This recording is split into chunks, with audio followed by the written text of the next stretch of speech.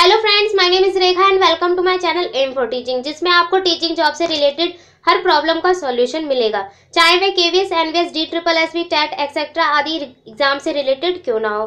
तो आज की वीडियो आप सभी के सामने होगी टीचिंग मेथोडोलॉजी यानी कि शिक्षा मनोविज्ञान से रिलेटेड, जिसमें मैंने 2015 के टीचिंग मेथोडोलॉजी के क्वेश्चंस को एक्सप्लेन किया है। हालांकि ये एग्जाम लीक होने की वजह से कैंसिल हो गया था, फिर भी इसके क्वेश्चन आने वाले एग्जाम्स में काफी एसेंशियल माने जाते हैं। ये वीडियो 2 पार्ट्स में डिवाइड होगी। सो पहली वीडियो आप सभी के सामने मैं पेश करना चाहूंगी, जिसका फर्स्ट क्वेश्चन है आप सभी के सामने, what should be the main objective of teaching, यानी कि शिक्षण का मुख्य उद्देश्य क्या होना चाहिए। पहला ऑप्शन है प्रिपरेशन स्टूडेंट फॉर टीचिंग, छात्रों को परीक्षा पास करने के लिए तैयार करना। Second option, to dictate good notes, अच्छे नोट्स बोलकर लिखवाना। Third, provide requirement information related to the subjects, विषय से संबंधित अपेक्षित सूचनाएं उपलब्ध कराना। और लास्ट ऑप्शन है to development thinking power of students, छात्रों की सोचने की शक्ति विकसित कराना। तो सिंपल सा जो इसका आंसर है वो लास्ट आंसर होगा हमारा, यानी कि to develop thinking power of students, छात्रों की सोचने की शक्ति को हमें विकसित करना चाहिए।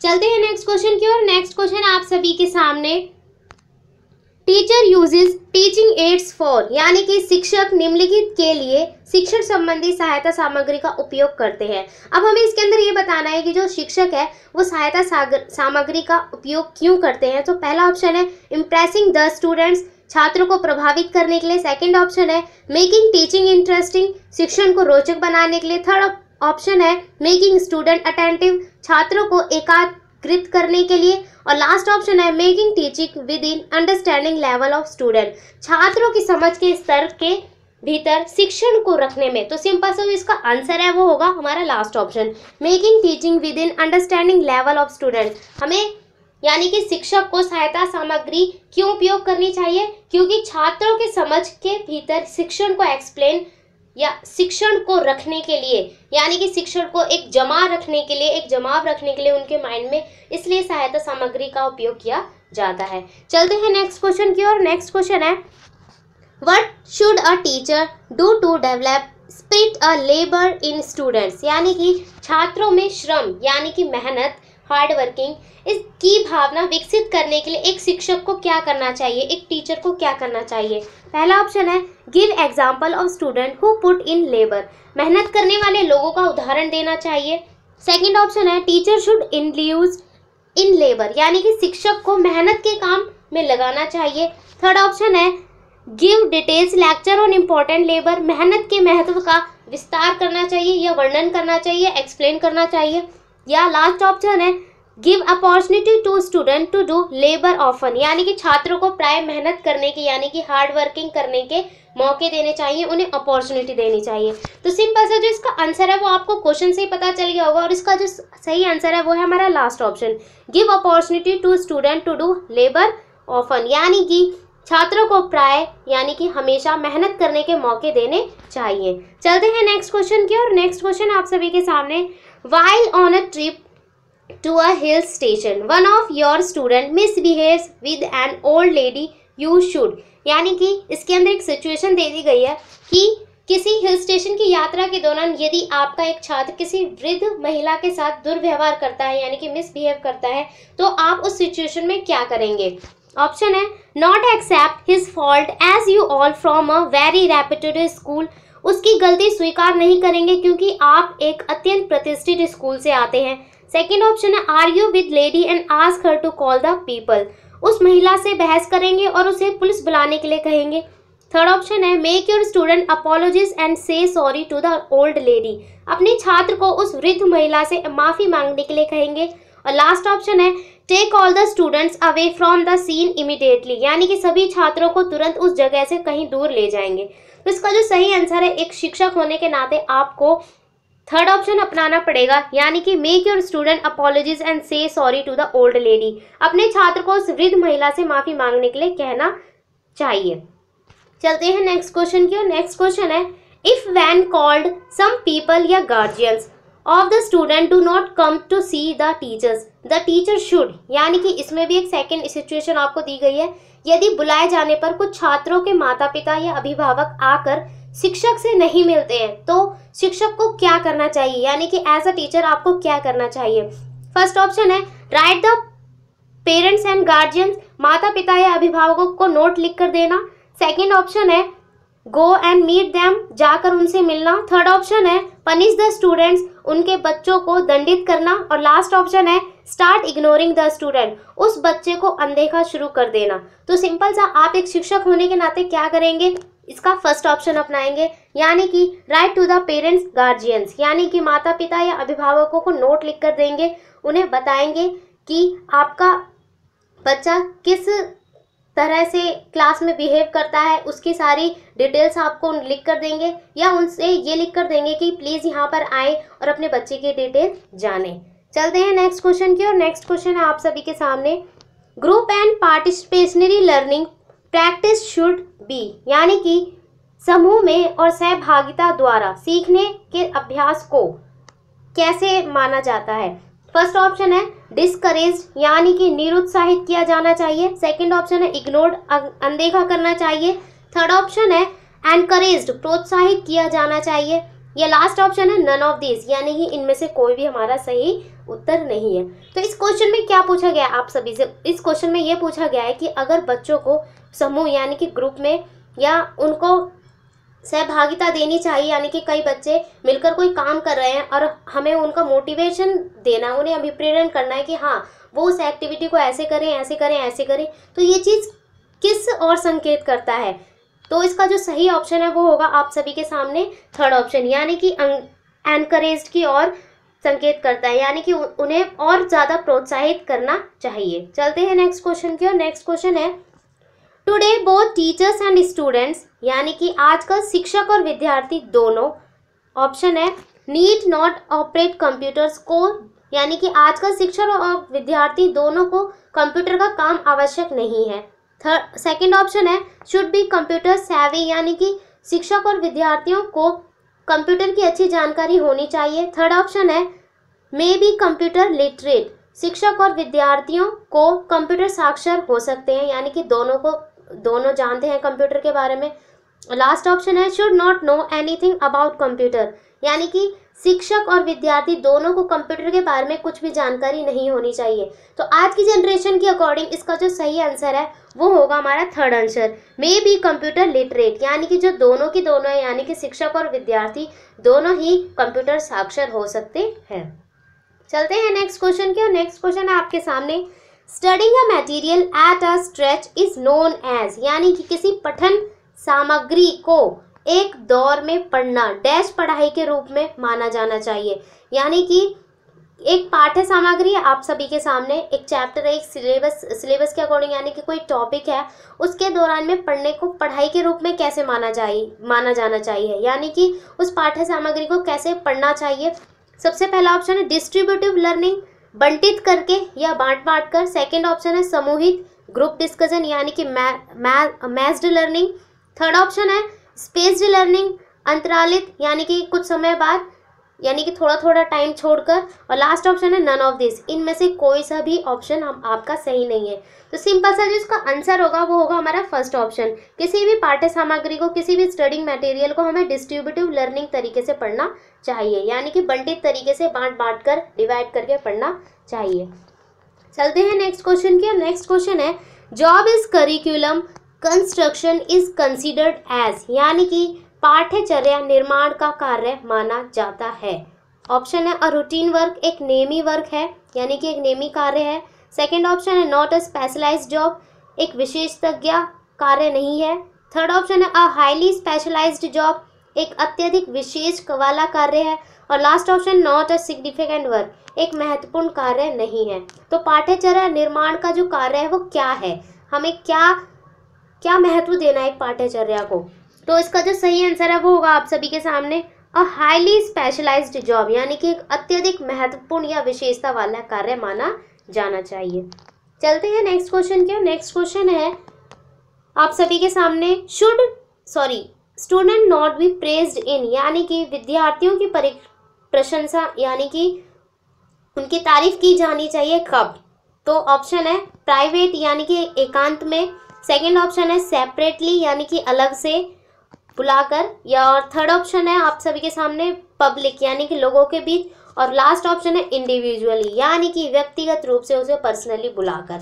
तो सिंपल सा जो इसका आंसर है, आपको एक शिक्षक होने के नाते क्या करना है, अगर आपका कोई स्टूडेंट है या आपका कोई विद्यार्थी है, उसकी जो प्रशंसा है यानी कि, तो वो कैसे करना चाहिए, तो इसका जो मोटिवेशन, बच्चों को और ज़्यादा मोटिवेशन या लोगों को प्रोत्साहित कैसे मिलेगा, वो लास्ट हमारा यानी कि थर्ड ऑप्शन अपनाकर मिलेगा, यानी कि उसकी जो प्रशंसा है वो हमें लोगों के बीच करनी चाहिए ताकि उसे और अभिप्रेरण मिले और मोटिवेशन मिले और वह अपने लाइफ में, अपने स्टडी में काफ़ी फोकस कर सके और ऐसे ही आगे बढ़ता जाए। चलते हैं नेक्स्ट क्वेश्चन की। नेक्स्ट क्वेश्चन है, while dealing with group dynamic of students which of the following is true about student, यानी कि विद्यार्थियों की समूह सक्रियता से निपटने के क्रम में उनके बारे में निम्नलिखित में से कौन सा कथन सही है। अब ये क्वेश्चन सही है के बारे में है, यानी कि ट्रू के बारे में है। अब तुम्हें, आप सभी लोगों को मैं पहले वीडियो में बता चुकी थी कि जिस क्वेश्चन के अंदर नॉट ट्रू, ट्रू या नॉट ऐसे कुछ पॉइंट्स आते हैं तो प्लीज़ उन्हें ढंग से यानी कि ठीक तरीके से उन क्वेश्चनों को पढ़े, तब जाके उनके आंसरों का जवाब दें, क्योंकि एक नॉट ट्रू, ट्रू ये सारे ऐसे क्वेश्चंस होते हैं जो माइंड को किसी और दिशा में ले जाते हैं और उसका आंसर हमसे गलत हो जाता है। इसीलिए हमेशा इन क्वेश्चनों को ठीक तरीके से पढ़ना चाहिए। क्वेश्चन को दोबारा रिपीट करूंगी मैं।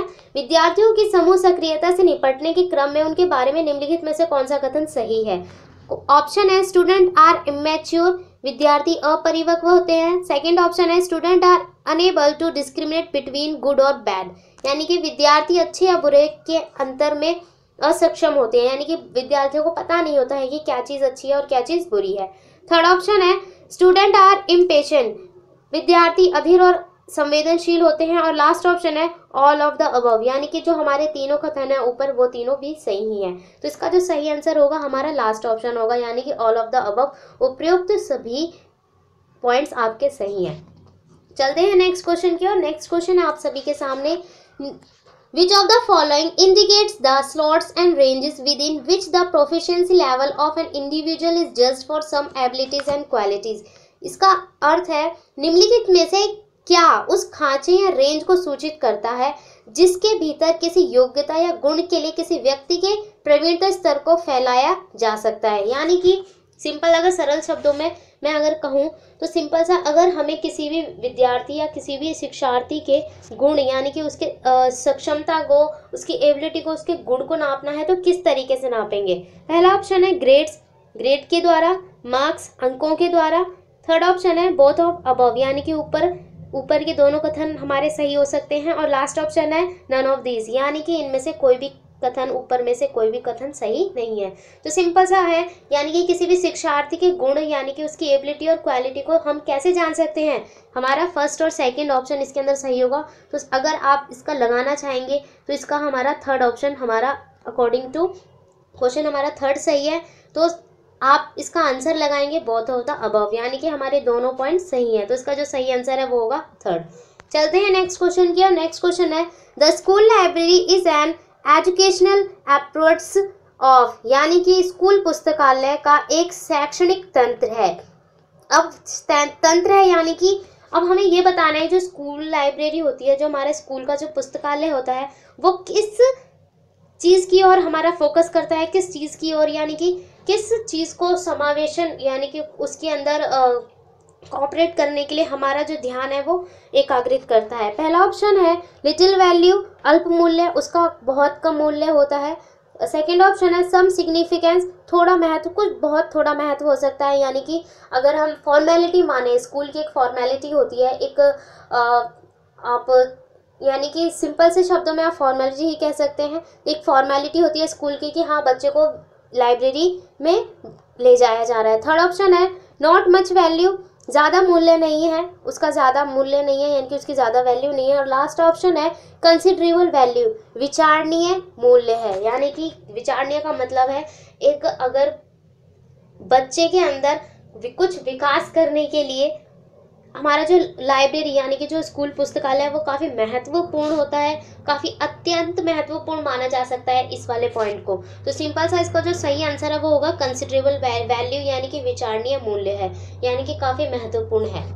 चलते हैं नेक्स्ट क्वेश्चन की ओर। नेक्स्ट क्वेश्चन आप सभी के सामने, research states that dash of our learning is absorbed through the visual and audial organs, यानी कि अनुसंधान से पता चलता है कि हमारी पढ़ाई का डैश दृश्य और श्रवण अंगों के माध्यम से ग्रहण होता है। अब आप सभी को ये तो पता होगा कि जो दृश्य और श्रवण सामग्री है वो कौन कौन सी चीज़ें होती हैं। फॉर एग्जांपल अगर दृश्य में हम देखेंगे तो कंप्यूटर हो गया, हमारा लैपटॉप हो गया, आज के ज़माने में बहुत सारी टेक्निक्स आ गई हैं, वो हो गई, हमारी टीवी हो गई, तो वो हमारा ऑडियो एंड विजुअल दोनों होता है। विजुअल होता है जिसे हम सिर्फ देख सकते हैं और सुन भी सकते हैं, और ऑडियो विजुअल देख सकते हैं और सुन भी सकते हैं, और ओनली विजुअल यानी कि जिसे देखा जा सकता है, सुना नहीं जा सकता, और ऑडियो वो होता है जिसके अंदर सिर्फ हम सुन सकते हैं, फॉर एग्जांपल रेडियो। तो ये सारे पॉइंट्स थे। इसका ऑप्शन है आप सभी के सामने 60%, सेकेंड ऑप्शन है 85%, थर्ड ऑप्शन है 50% एंड लास्ट ऑप्शन इज 95%। तो इसका जो सही आंसर होगा वो होगा आप सभी के सामने 85%, यानी कि एक विद्यार्थी, एक शिक्षार्थी के अंदर 85% जो पढ़ाई का 85% दृश्य और श्रवण यानी कि दृश्य और श्रव्य सामग्री के द्वारा उनके अंदर चला जाता है, उनके माइंड में, उनके दिमाग में चला जाता है 85% उनके पढ़ाई का अंग। चलते हैं नेक्स्ट क्वेश्चन की ओर। नेक्स्ट क्वेश्चन आप सभी के सामने, research suggest that dash is a strong variable in the learning process, perhaps an even more important variable than ability। अनुसंधान से पता चलता है कि डैश सीखने की प्रक्रिया में एक प्रबल चर है, संभवतः योग्यता से भी ज़्यादा महत्वपूर्ण चर हो सकता है। तो ऑप्शन है नेग्लेक्ट, अपेक्षा, थर्ड ऑप्शन है इग्नोरेंस, अनभिज्ञता, थर्ड ऑप्शन है मोटिवेशन, अभिप्रेरणा, और लास्ट ऑप्शन है डिस्करेजमेंट यानी कि निरुत्साहन, यानी कि उन्हें प्रोत्साहित ना करना। तो इसका जो सही आंसर है वो होगा आप सभी के सामने मोटिवेशन। हमें अभिप्रेरणा के द्वारा उनकी योग्यताओं को काफ़ी आगे बढ़ाया जा सकता है। चलते हैं नेक्स्ट क्वेश्चन की ओर। नेक्स्ट क्वेश्चन आप सभी के सामने, assertive discipline dash the teachers right to establish and enforce a positive learning climate in a classroom environment, यानी कि वर्ग कक्षा के माहौल यानी कि परिवेश में एक सकारात्मक पढ़ाई, एक पॉजिटिव पढ़ाई वातावरण स्थापित और मजबूत करने के शिक्षक के अधिकार को निश्चयात्मक अनुशासन कैसा हो सकता है। पहला ऑप्शन है डज नॉट प्रमोट, बढ़ावा नहीं देता है। सेकंड ऑप्शन है प्रमोट्स, बढ़ावा देता है।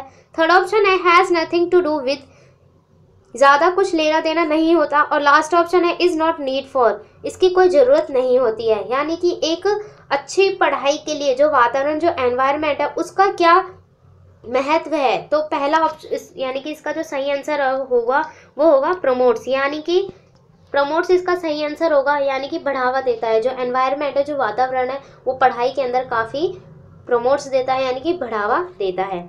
चलते हैं नेक्स्ट क्वेश्चन की ओर। नेक्स्ट क्वेश्चन है, when a teacher is dominated by authorities of force to do other task his here efficiency is, जब किसी शिक्षक पर प्राधिकारी हावी होता है या उसे अन्य कार्य करने के लिए विवश किया जाता है तो उसकी क्षमता कैसी होगी। यानी कि सिंपल सी बात है, अगर हमारे जो स्कूल्स हैं यानी कि कॉलेजेस हैं, कोई सा भी तुम कुछ भी एग्जांपल ले सकते हैं, उसके अंदर जो हमारे हेड्स होते हैं, एक टीचर से जो ऊपर काफ़ी अपर लेवल पर जो पोस्ट होती है, उसके अकॉर्डिंग अगर कोई हमसे प्राधिकारी है, वो टीचर को कोई संदेश देता है या कोई कार्य करने के लिए बोलता है या उसके ऊपर हावी होता है, तो उसमें जो टीचर की जो है वो वैल्यू कैसी होगी, उसकी जो क्षमता है वो कैसी होगी। सो इसका जो आंसर है वो होगा आप सभी के सामने पहला ऑप्शन इंक्रीज्ड मनी फोल्ड, यानी कि कई गुना बढ़ जाती है। सेकंड ऑप्शन है रिड्यूस्ड, घट जाती है। थर्ड ऑप्शन है मार्जिनली इंक्रीज, अंशतः बढ़ जाती है। और अप्रभावित रहती है, यानी कि अनअफेक्टेड। तो सिंपल सी इस क्वेश्चन को अगर मैं दोबारा रिपीट करूं तो इसके अंदर सिंपल सा ये है, सरल शब्दों में ये कहा गया है कि जो हम किसी भी विद्यालय या किसी भी कॉलेज में अपर पोस्ट के जो लोग होते हैं वो नीचे वाली पोस्ट के लोगों के ऊपर हावी होते हैं, तो उससे उनकी जो क्षमता होती है वो कैसी हो जाती है। तो सिंपल सी बात है, रिड्यूस हो जाती है, यानी कि घट जाती है। चलते हैं नेक्स्ट क्वेश्चन की ओर। नेक्स्ट क्वेश्चन आप सभी के सामने, जनरली स्पीकिंग टीचिंग एप्टीट्यूड इम्पायर्स यानी कि आम अर्थ में शिक्षण अभिक्षमता का क्या अभिप्राय है। ऑप्शन है कीन डिजायर टू टीच, शिक्षा देने की तीव्र इच्छा। सेकंड ऑप्शन है डेडिकेशन टुवर्ड्स टीचिंग, शिक्षण के प्रति समर्पण। थर्ड ऑप्शन है पॉजेसिंग एन एबिलिटी टू टीच, शिक्षा देने की क्षमता रखना। और लास्ट ऑप्शन है ऑल ऑफ द अबव यानी कि उपयुक्त सभी। तो आपको इस क्वेश्चन से ही पता चल गया होगा, तो इसका जो सही आंसर है वो होगा हमारा ऑल ऑफ द अबव। ये तीनों पॉइंट्स जो ऊपर के हैं वो सही है इस क्वेश्चन के माध्यम से। चलते हैं नेक्स्ट क्वेश्चन की ओर। नेक्स्ट क्वेश्चन है आप सभी के सामने, which of the following is not considered a project aid. निम्नलिखित में से किसी एक प्रोजेक्ट सहायता सामग्री नहीं माना जाना चाहिए। ऑप्शन है स्लाइड प्रोजेक्टर, सेकंड ऑप्शन है ब्लैक बोर्ड, थर्ड ऑप्शन है ओवरहेड प्रोजेक्टर और लास्ट ऑप्शन है परिचित्रदर्शी यानी कि परिचित्रदर्शी। एब्स्कोप का मतलब होता है यानी कि जिसके अंदर फॉर एग्जांपल आप स्मार्ट क्लासेस का एग्जांपल ले सकते हैं, वहाँ पर हमें ऑडियो और विजुअल करके हमें बच्चों को पढ़ाया जाता है, तो वो एग्जांपल। तो सिंपल सा अर्थ जो है वो है हमारा सेकंड ऑप्शन यानी कि ब्लैक बोर्ड के जरिए सहायता सामग्री को ज़्यादा, प्रोजेक्टर यानी कि इलेक्ट्रॉनिक एड नहीं माना जाता है ब्लैक बोर्ड को। चलते हैं नेक्स्ट क्वेश्चन की ओर और ये आई थिंक लास्ट क्वेश्चन आप सभी का। विच of the following methods should be used for true evaluation of students यानी कि छात्रों के सही मूल्यांकन के लिए निम्नलिखित में से किस विधि का प्रयोग किया जाना चाहिए। फर्स्ट ऑप्शन है फॉर्मेटिव इवैल्यूएशन यानी कि रचनात्मक मूल्यांकन। सेकंड ऑप्शन है कंटिन्यूस इवैल्यूएशन, सतत मूल्यांकन। थर्ड ऑप्शन है evaluation at the end of course के अंत में मूल्यांकन। और लास्ट ऑप्शन है इवैल्यूएशन आफ्टर एवरी 6 मंथ, प्रत्येक 6 माह में मूल्यांकन। तो इसका जो सही आंसर होगा वो होगा आप सभी के सामने कंटिन्यूस इवैल्यूएशन यानी कि सतत मूल्यांकन एक सबसे बेहतर विधि होती है किसी भी छात्र का सही मूल्यांकन करने के लिए। तो ये थे हमारे कुछ क्वेश्चंस। नेक्स्ट क्वेश्चन आपको नेक्स्ट वीडियो में मिलेंगे। Thanks for watching. Next video will be further questions of KVS 2015 teaching methodology. ये याद रखना कि ये जो क्वेश्चंस है हमारे जितने भी क्वेश्चंस मैं अभी तक लेकर आई हूँ और आगे भी लाऊंगी वो काफ़ी एसेंशियल है और काफ़ी बेहतर तरीके से मैंने इनको एकीकृत किया है, उनको कलेक्ट किया है, देन मैं आपके सामने लेकर आ रही हूँ। सो प्लीज़ इस चैनल को जितना हो सके इन वीडियोस को उतने सब्सक्राइब करें, लाइक करें और शेयर ज़रूर करें, क्योंकि शेयर करने से क्या होगा कि अदर लोगों को भी इसका बेनिफिट मिल सकेगा। Thanks for watching.